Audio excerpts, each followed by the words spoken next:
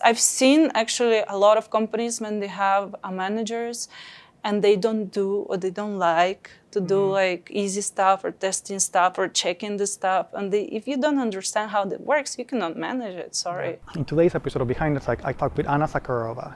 She's in charge of operations at mRobotics, but her title barely begins to capture all the things that she does. Find out how Ana helped create an environment for her engineers to thrive and help make mRo one of the most trusted manufacturers in aero robotics.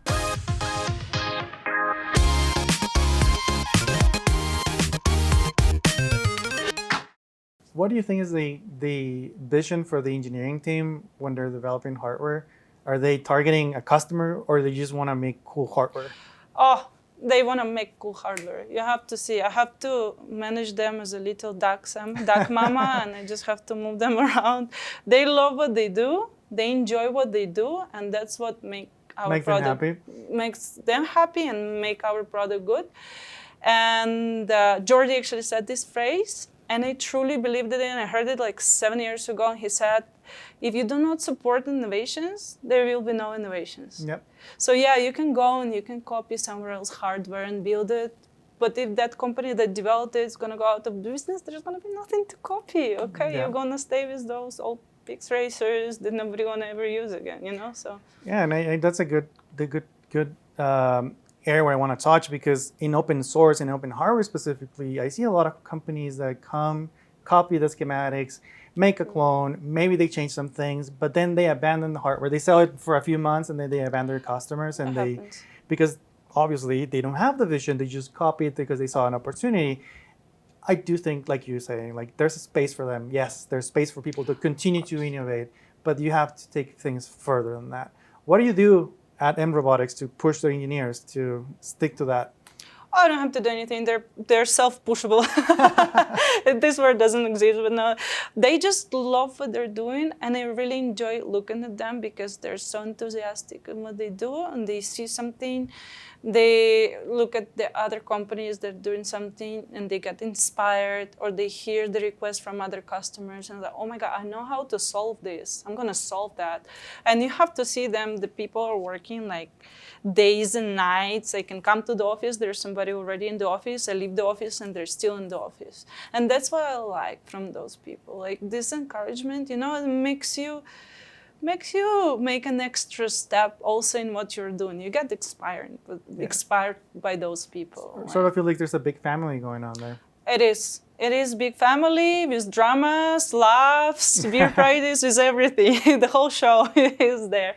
But we're all professionals and we are a small team, but we are very self-sufficient. I mean, you say you're a small team, but how many people are you? Like 20-ish? We are only 13 people. 13? Actually, I love it because every time somebody comes to the office, they cannot believe that there's like so many people. Yes, they're like, how you do that? I'm like, let me show you this automation. Let me show you how we do tests. Like, we don't You've done that with me, but you actually do most of the things. So when you say we do all the things, that you are also doing a lot of the things. I'm managing them. You know, like you just have to find the right way to put it in the right path and just move it along the But you know the whole manufacturing process by heart already. I can run the machine. I can literally come into the office, set up the machine, build the product, test it, and ship it. And I think there is no other way. If you want to run something, you need to know how to do that. You need to do, because I've seen actually a lot of companies when they have managers and they don't do or they don't like to do like easy stuff or testing stuff or checking the stuff. And if you don't understand how that works, you cannot manage it, sorry. Yeah. You have to go from the bottom. You have to be able to do the dirty things. You have to be able to help your employees to fix any problems. If you cannot do that, you cannot manage that. That's impossible. Exactly. And like, especially in a family-oriented company. So what do you think that makes mRo different from any other manufacturer? We love what we do. Every single person that comes to I think like, I don't feel that I go to work. And I spend a lot of hours in the office. And I actually always talk to my friends when they tell me, oh, I'm so tired, I'm tired of working. I was like, I don't know what you're talking about. I'm not even working. It's like, you're working the most. Yeah, and it's like, because I spend a lot of time there, but because I enjoy what I'm doing. I enjoy the results that we are getting. And we all see kind of the goal that we're walking towards. So, so it kind of pushes you. And we have a lot of fun too. That's important. That's Having really fun, important. it's very important. Yeah.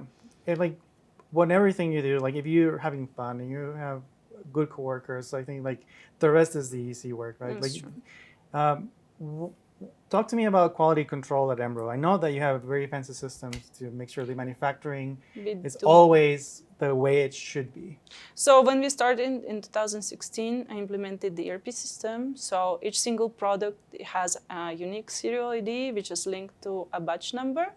And that batch number lists the manufacturing order lists the bill of materials lists the each single purchase order. So basically you can grab any of the products of mRobotics, and by scanning the QR, we can tell you when it was made, who tested it, was it reworked, wasn't it reworked, like anything happened in this manufacturing, if everything was good, everything was like everything you can know about the product. Everything's automated. Everything. That's great because like when the companies are small, I feel like we tend to do things manually and like No. you tend to take shortcuts. Okay, that's one thing. We are small, but we are actually right now getting into high quantity manufacturing. So it's impossible. When you do quantity, when you're building big drones, maybe, but when you are making the parts for the drones and when you have orders of 1,000 units, it's impossible to do that. It's actually a really good point. Like we're not talking about dozens of flight controllers. We're not talking about hundreds and thousands, right? Yes, yes.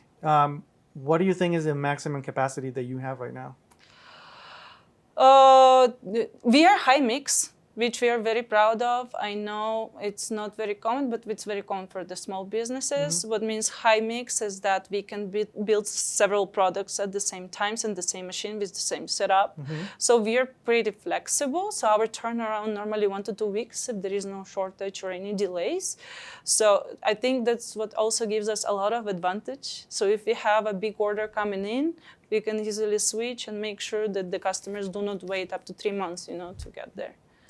How do you think that open source or open technologies in general shaped your company? Well, to start with that, we manufacture hardware, and as brain needed consciousness, unless you're zombie, maybe, I don't know, you don't need it. Our products need hardware. And so we don't have to build our proprietary software. We use open source software. Of course, for us, is like one of the main reasons we are out there being able to build hardware.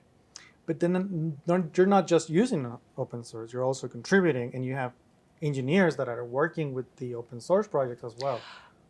It's a part of the deal, It comes with the package. So we have customers, and our main goal is for our customers to succeed. And if they're using particular software, if they have questions for us, we're going to be happy to answer them. If we can help and contribute in the code, we have to do that. We should do that. And I love it because open source is anybody can contribute. So I think that's one of the most powerful things that pushes the innovation, because you're not limited with 1 or 2 persons. You can be always open to talented people that can bring something there, And I think that's really important. We know a lot of companies that are using their own software. It's a big challenge for them. Like they come with a question sometimes, and I was like, we cannot help you because we are not a software company, sorry. Yeah. And do you think that mRobotics will continue to contribute open hardware and new projects? 100%. Non-stop all the time.